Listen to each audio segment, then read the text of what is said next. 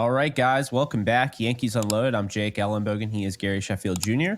coming at you following a Yankees loss, which is not, doesn't happen too often, but when it does, it still is painful.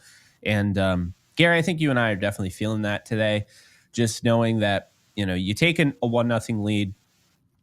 Soto has his moment after kind of a down, game two against, his former team.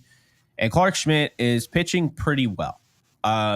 I want to start by saying I had no issue with Clark Schmidt being taken out of the game. The bullpen is one of the best in baseball. And got to be honest with you, Victor Gonzalez looked pretty bad in that game. Has not looked like that really all year. Dennis Santana had no business being out there. And Caleb Ferguson and Michael Tonkin, I texted you, this is a punt bullpen. They knew they lost the game. They weren't going to put in anybody that, was really worth a rip. Right. And I mean, it just begs the question, where in the hell is Ron Marinaccio? Like, I mean, I'm watching guys that I question if they're Major League Baseball players right now. Like Caleb Ferguson. Actually, would you say Marinaccio is better than the three guys who touched the mound out the bullpen? Do you think he might be better than Gonzalez too? Yeah. So do you think he's better than Michael Tonkin? Oh, absolutely. What about Ferguson? Absolutely. I assume you think he's better than Dennis Santana. Yes, I think we all do. Okay. So Marinaccio is better than those three guys. We both agree. Well, I guess we'll see. Ainley is too, by the way. Obviously. Right. And then you just kind of introduced the fact that you think he might be better than Victor Gonzalez. How's he not on the team? He's not on the team. That essentially means the Yankees have no use for him at the big league level right now. Because it doesn't mean they don't think he's a big leaguer. It means based on who's on the team and given their options contractually, these are our best options. I don't know how. Again, we're winning a ton of games. So I don't try to get too far down the rabbit hole of negativity and just like kind of questioning things, which you do the same thing, right? Like we're aware of this. Yeah. But how are four guys touching the mound that are not as good as a guy in AAA? Why? Right? That just doesn't make sense. And also, by the way, when you mentioned Schmidt coming out this game, I also had no problem with him coming out the game. The Yankees offense today, like yesterday, like kind of set the tone. When you don't score off Joe Musgrove, that again, when we were talking about length and pitchers being able to go deeper into games, you don't go deeper into games when the starting pitcher on the other team's ERA is like 7.5 and you show up and give me 1. Again, no real reason to like complain about the offense. These type of performances happen, but given the situation we were in, they didn't get the job done against Musgrove. Once that happened, it kind of put the fork in Schmidt, and that's what happened. No, it's exactly what happened. I feel bad for Schmidt. Yep. These starting pitchers, they'll say they only care about getting the win for the team. They care because, I mean, at the end of the day, what are you negotiating at the end of your deal? Like, what is your agent going out there and negotiating? They're negotiating, hey, this guy gave you 18 wins on the year. You and I have never looked at wins for a starting pitcher as worth really much of anything. But they do. They care. And he cared. You could see him in the dugout and he was not happy. And, I saw some people saying it on Twitter. Doesn't exist. About Clark Schmidt and like not really being a team player and that, he had like a sour puss on his face. Wait, how about you go out there? Not being a team player because of what did he do? Because he basically had a sour puss on his face. Like he was just like upset, which he has every right to be. Is he supposed to like hopscotch off the mound and be excited? What's just like, yeah, let's go. Because remember, we brought in Rodon because of that. We want a guy who's pissed when you take him off the mound instead of somebody who's cool going 4 innings and just being part of the status quo. There's an attitude. The Andy Pettitte, you think Andy Pettitte's jogging off the mound with a smile on his face? When did you ever see that? Hell no. And you wouldn't want that. And Clark Schmidt had just thrown 101 major league pitches. He had just gotten 6 major league strikeouts, only given up 1 run. That didn't happen until he came off the field, so he couldn't even prevent it. We call that the Lou Trevino special. He comes in, his ERA is 0 because he doesn't give up any of his own runs. He just always gives up the inherited runs. That's true. So, I mean, it is. So Clark Schmidt had every reason to be upset. Boone had every reason to take him out because he's thinking our bullpen is really good. This is a 1-0 game. It's going to come down to the wire. And Schmidt had just given up. Like, again, it fell short of the wall, but he just gave up a pretty big drive out to the outfield. And I think at that point, I understood it. Victor Gonzalez hasn't pitched like that all year. So there was no reason to assume he was just going to turn into a potato. Dennis Santana, the Lou Trevino special, gives up 0 runs, but actually, he gave up the hit. Ferguson, I don't like Ferguson. I don't like Tonkin. It's funny because they have so many better options, and yet still, even with these guys that are kind of just mid, their bullpen is actually really good. But Gary, we got to lay off the pitching here for a second, because there's no excuse to have 8 hits and only 2 runs. And there's no excuse to ever have like any errors like what they had. And I think they only charged him with 1. There was 2, and they took 1 away after the game. I was watching this with my buddy, and he is a huge Yankees Unloaded fan. My best friend, Tyler, and he's a big fan of yours. And he knew exactly when Rizzo cut off Glaber and had to go over to the bag and Noah was there, and they blamed Victor Gonzalez for not getting over to first. Yeah. And he's like, doesn't Gary always mention that Rizzo does this? And then I know, on the broadcast, at some point it's going to happen. Yeah. And then on the broadcast, they're like, yeah, it's and oh my God, Boone said the same thing.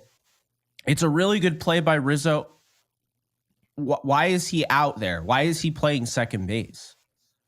He's like, oh yeah, it's in between first and second. No, that is a second baseman's play. No, because part of the decision to go out there, it's not a matter of can you go out and show off your range and get the ball. Is the ball far enough away from me where the second baseman can go use his range to get over there? Because if the second baseman can get to the ball, which I argue he could have, it's an out. Okay? There's no exactly. The first baseman just standing over there waiting to receive the ball. Now, as soon as the first baseman decides, I've got to go show off my range and go this way, go off to my right, at that point, you're now bringing the pitcher into the play. It's something we don't want. Unless Marcus Stroman's out there, we don't want it. Okay? So that's part of the decision. Again, it's the reason we brought it up in the first place. When the first baseman doesn't really have a perfect understanding of his range, other guys' range around him, which guys should be covering the bag, which ones shouldn't, it can lead to something like this. Again, not that much of a problem, just kind of something funny. It's going to make some odd plays throughout the year. Hopefully it doesn't haunt us in a big situation. But by the way, Jake, you know what just completely established this game as a loss? And I want to give some credit to the other team. And I was very surprised of Jeremiah Estrada just completely dominated us. I mean, you're talking about a dude who went 1 2/3. He struck out 5. He was untouchable. And that's part of the reason why in baseball, he is untouchable. 0.59 ERA. Yeah, people are putting so much emphasis, not necessarily on closers, but just on relievers in general, those bridge guys. How do you lock up the 6th through 8th inning? And if you can do that, if you remember, Jake, and I know you do, when the Yankees used to play with those Betances and the Britton and Chapman, when we had that monster bullpen, the Yankees were lights out. Where we won a lot of games was in the 6th inning, 6th, 7th, 8th inning, because the other team flat out wasn't scoring.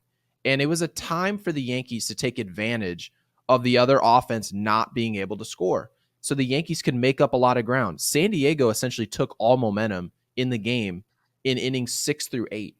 So, you have to tip your cap. We don't like to talk a ton about the other team on our show because this is a Yankees podcast, but this is still a baseball podcast. And that dude was playing baseball yesterday. He just completely dominated us. And to be honest with you, when you look at our lineup and you say, what really went wrong? You can look at both teams. You would say, well, the Yankees were 1 for 5 with runners in scoring position.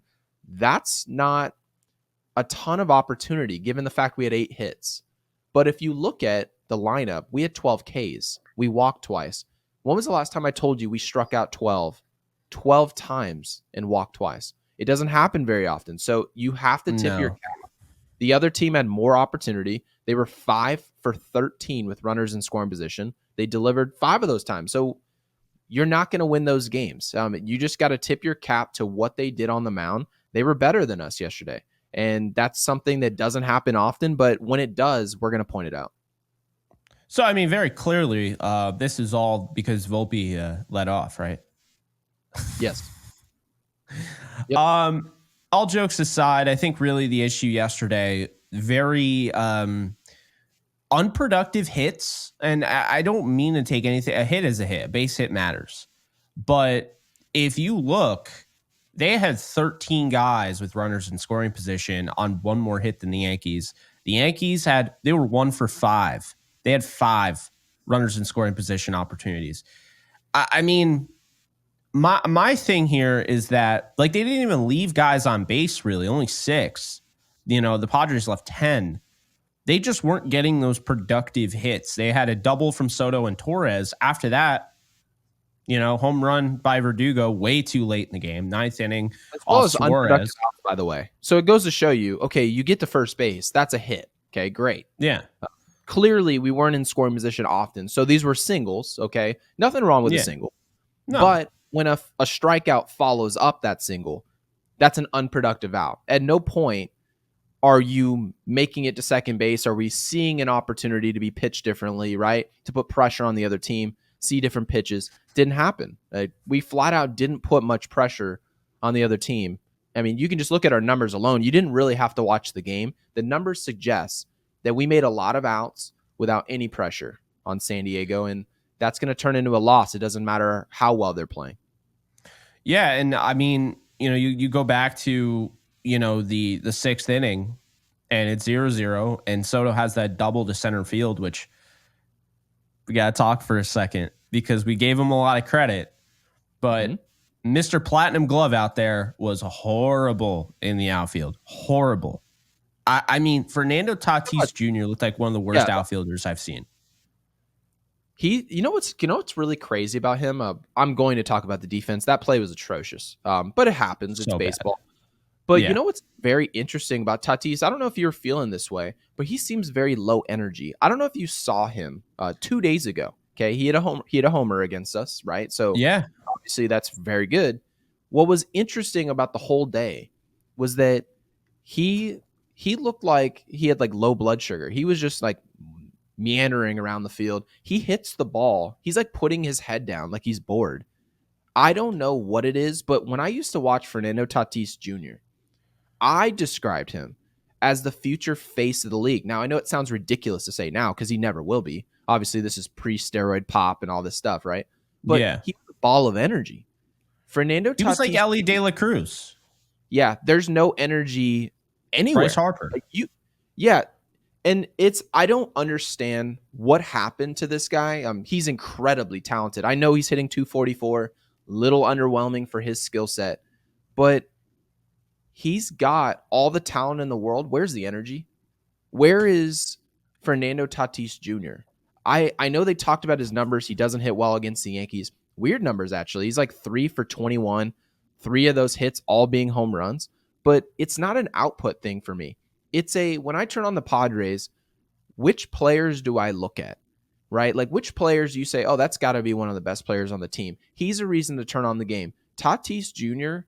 is like a human Ambien pill right now. Like he is just boring to watch, and I have no idea what happened.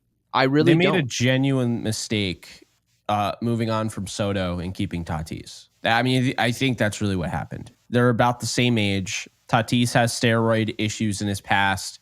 He's not the energy that Juan Soto is. I think Tatis is probably one of the more overrated players in baseball. And we saw that because those 2 hits in right field, and they keep bringing up how he's a Platinum Glove winner. They were horribly misplayed. Horribly. And Mr. Guy who isn't good at defense, who should probably just be a DH or play left field in Juan Soto, has been making those plays all year. And that's an interesting thing. So, look, I'm glad that they chose Tatis over Soto, but there lies the biggest issue. They should have given... Yeah, it's more of an energy thing for me. I haven't necessarily cared. Like, I really don't care. That play from Tatis, I agree with you. It was horrendous. It didn't look good. But no, anecdotally, you can kind of find plays. Like, I can go find you a video. Profar in left field. Yikes. Profar, I don't know what he was doing out there. He looked like he was at the San Diego Zoo with no clue what he was doing. He ragdolled into the wall. Did you see that? I thought he was going to break his neck. He just like gave up. Yeah, he just gave up, which is fine. Like, right? But that's kind of the point I'm making. I can go find you video of Cal Ripken Jr. looking like a fool defensively. It happens, right? Like, you can always use anecdotal evidence to kind of promote what you're trying to push. But I agree, play looked terrible, but it's more of an energy thing. He's got to love this more. Like, he's got to, and this isn't anything personal to Tatis. This is probably why earlier I said, hey, this guy was the future face of the league. I really didn't care so much about the steroid thing, really didn't care at all. But what I care about is when I turn on the game, are you fun? Are you energetic? Do you look like a leader? And to be honest with you, the leader of the team right now looks like Arias, Profar, Machado, mix of those three. Cronenworth. That dude's always digging out of the box. And I mean, we saw that the triple that was actually, it was annoying, but it was actually saying a lot about who he is. That game, they had no chance of winning. That game was over 2 days ago. And he's digging out a triple. Hustle triple. Like, he had no business getting 3. And I kind of feel like low-key some of that momentum kind of carried into this game. I mean, like, some of the guys saw that and they're like, okay, Yeah.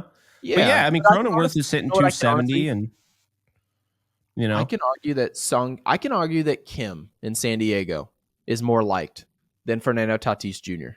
when he's playing well. I promise you. If you ask any San Diego fan, which my entire family lives in San Diego, if you ask them, if Kim was hitting 280 this year, who would be more liked, him or Fernando Tatis Jr., you would get a unanimous answer. That's all I'll say. And I'm aware of their fan base. People act like I'm not around there. No, I know what's going on over there. It just goes to show you the demeanor that Tatis Jr. brings to the field. It's not good. During his rehab assignments, he's playing soccer in the outfield. What are we doing? Right? Yeah. So that's like part of the leadership role, is doing those little things that present a good message to the whole lineup, to the whole staff. And he doesn't bring that. Like, he's not, I don't turn on the game and say, oh, Soto, Judge, Volpe, and then think, oh, Tatis, and like this matchup where what are they going to do about it? No, it was just kind of like Profar, Cronenworth, Machado, Tatis, and the Padres just kind of sleepwalking through. And again, like, they kind of separated themselves in this game 3 of the series with Joe Musgrove's performance and our lack thereof. But it doesn't feel like it has much to do with Tatis. I just don't feel it. That's all I'll say about it.